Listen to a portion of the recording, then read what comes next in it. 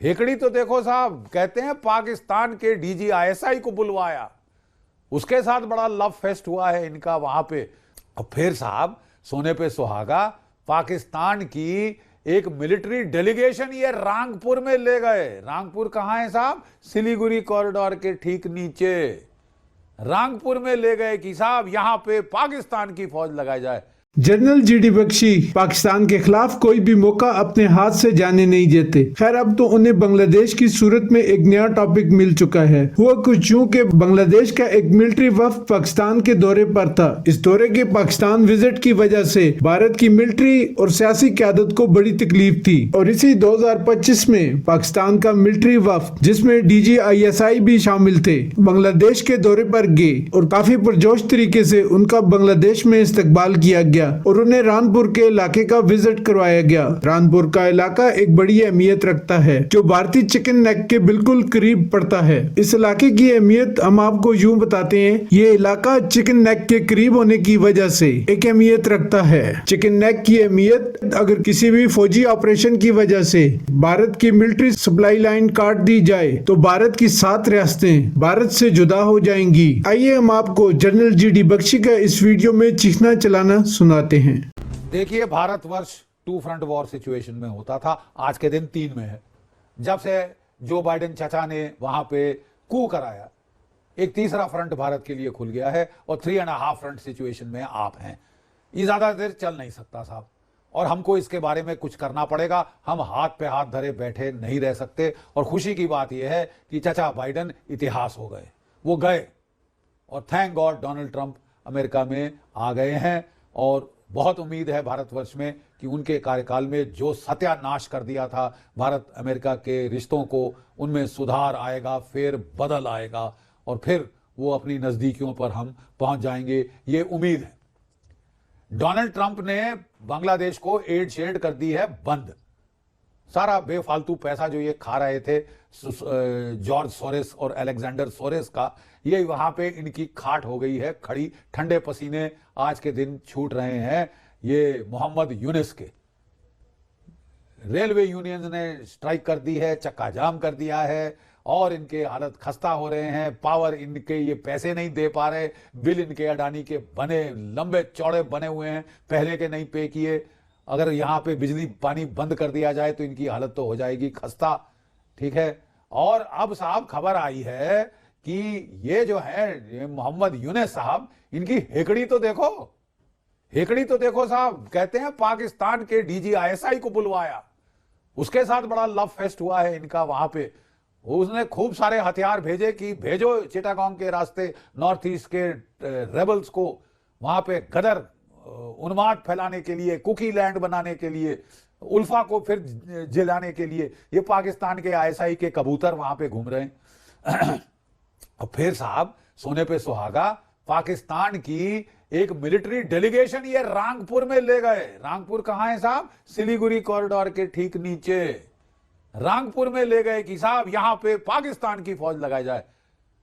कमीने लोग, तुमको आजाद कराया पाकिस्तान से, 3870 भारत के अफसर JCO जवान शहीद हुए तुमको आजाद कराने में। तुम्हारे मुक्ति योद्धाओं के साथ कंधे से कंधे मिलकर लड़े, जबकि पाकिस्तान की फौज ने तुम्हारे जो हैं 3 मिलियन बांग्लादेशी जान से मार डाले थे।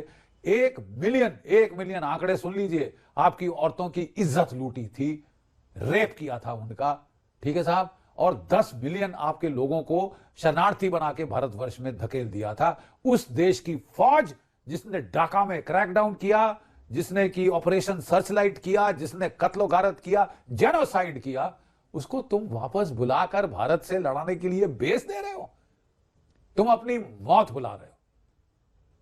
तुम्हारा फटीचर मुल्क के हालत अभी खस्ता हो रहे हैं और होंगे आने वाले दिनों में। तुम देखो होता है क्या।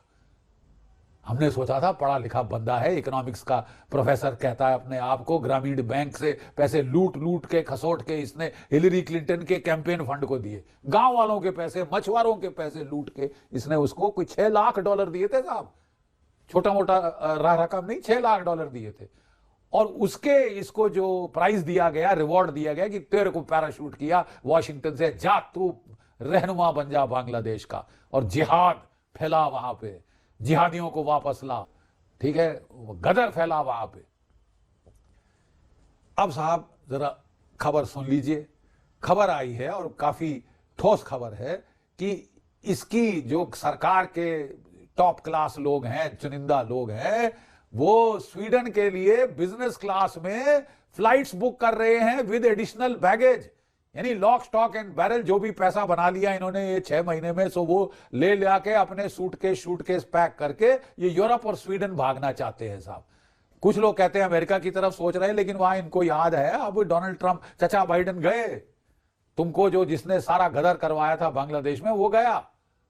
जॉर्ज सोरेस की भी अब खाट खड़ी होगी और होगी तुम्हारी उसके पहले। अब ये भागने के प्लान में है, ठीक है साहब। तो अब सवाल ये है दुनिया के सामने, क्या ये जो मोहम्मद यूनिस ये भागने वाला है?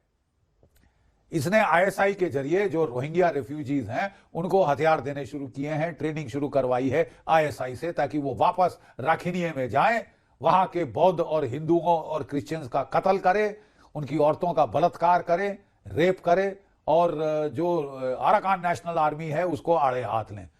इसके पहले आप ऐसा कर सके, अराकान नेशनल आर्मी आप पे चढ़ जाएगी। पाकिस्तान ने भी तालिबान को बहुत इमदाद दी थी, वही तालिबान आज उसके गले चढ़ गई है। ये राखिनिया के जो तुम आज हथियार दिलवा रहे हो, जो कि आपके रोहिंग्या है, कल वो तुम्हारे गले चढ़े होंगे तो कोई बड़ी हैरत की बात नहीं होगी। बांग्लादेश की फौज में दम नहीं है, वहां पे जो आर्मी चीफ है आपको अकल की बात बोल रहा है कि साहब बेवजह पंगा मत लो, आपका ही नुकसान होगा भारत से पंगा लेने का। तो वहां ये जिहादी खड़े कर रहे हैं सड़कों में, हटा दो, भगा दो। और पाकिस्तान जो बांग्लादेश की फौज में तीन जो है वो हिस्से हो गए हैं। एक तो जो उनके एडीसी के कमांडेंट साहब वो राजपाट संभालना चाहते हैं, दूसरी उनकी 9 कू डिवीजन के जो जर्नल साहब हैं वो सोचते हैं कि मैं जिहादियों से सबसे नजदीक, जमायत इस्लामी के नजदीक मैं कू करूंगा। बात यह है कि जो बाकी पॉलिटिकल पार्टीज हैं, बांग्लादेश नेशनलिस्ट पार्टी बीएनपी वगैरह, वो भी अब थर्रा गए हैं कि ये तो साहब सोचा था कोई काम का ढंग का काम करेगा, इसने तो सिवाय जिहादी गदर केओस एनार्की के बगैर कुछ नहीं किया है ये मोहम्मद यूनिस ने। और अब अपने बस्ते पैक कर रहा है, बांग्लादेश की तबाही करके अपने बस्ते सूटकेस बांध रहा है, और बांधने भी चाहिए। जिस तरह की ये हरकतें कर रहा है साहब, ये भारत के खिलाफ दुश्मनी मोल लेना चाहता है। हम जो है हम वेस्ट बंगाल पे कब्जा करेंगे, उड़ीसा पे कब्जा करेंगे, बिहार पे कब्जा करेंगे। क्या बात है साहब, ये मुंह मसूर की दाल। अपने आप को तुम अराकान नेशनल आर्मी से बचा नहीं सकते। तुम्हारी फौज ने सिवाय यूएन पीस कीपिंग मिशन के पिछले गुज़िश्ता 50 साल में और कुछ नहीं किया।